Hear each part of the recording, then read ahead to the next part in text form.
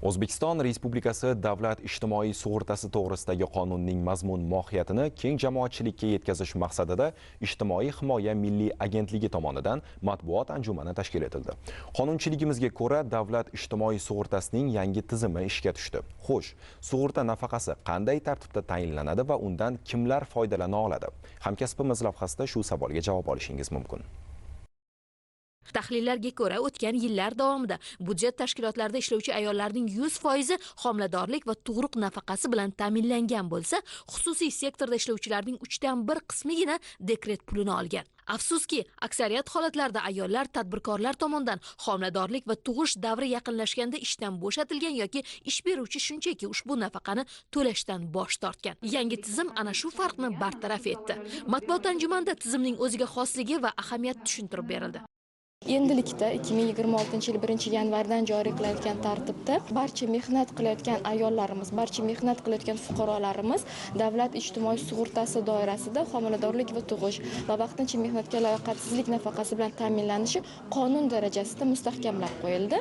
26 yil 1-yanvardan homiladorlik va tug'ish nafaqasi, 2026 yil 1-iyuldan boshlab esa vaqtincha mehnatga layoqatsizlik nafaqasi davlat ijtimoiy sug'urtasi jamg'armasi tomonidan fuqarolarga proaktiv shaklda, ya'ni murojaat talab qilinmagan holda tayinlanishi belgilandi. Bu ham mana bu tizimning eng katta yutuqlaridan biri. Yana bir muhim jihat, yangi tizim joriy etilishi bilan ijtimoiy to'lovlar bilan bog'liq moliyaviy yuk ish beruvchilar zimmasidan olib tashlanadi. Bu esa tadbirkorlarga o'z resurslarini, ish o'rinlarini yaratish va biznesni rivojlantirishga yo'naltirish imkonini beradi. Ushbu tizim rasmiy bandlikni ham rag'batlantiradi. Chunki nafaqalar fuqarolarning sug'urta stajiga bog'liq holda tayinlanadi.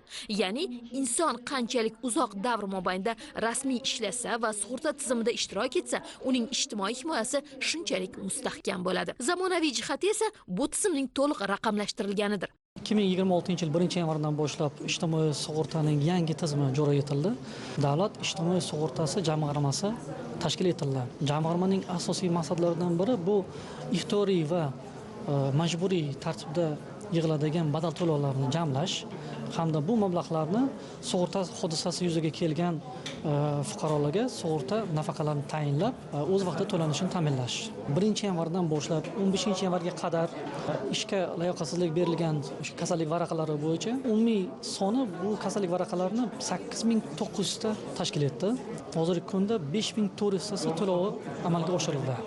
Buning uchun jamg'armaning 62,5 milliard so'm mablag'lari yo'naltirildi. Badal to'lashning ikki xil shakli bor. Bu birinchisi majburiy, ikkinchisi bu ixtiyoriy.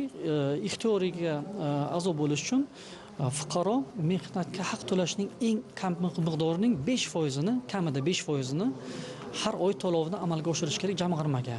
Bir so'z bilan aytganda, yangi davlat ijtimoiy sug'urta tizimi bu nafaqat yangi to'lov tartibi, balki inson qadri, ijtimoiy adolat va davlatning fuqaro oldidagi mas'uliyatini amalda namoyon etuvchi muhim islohotdir.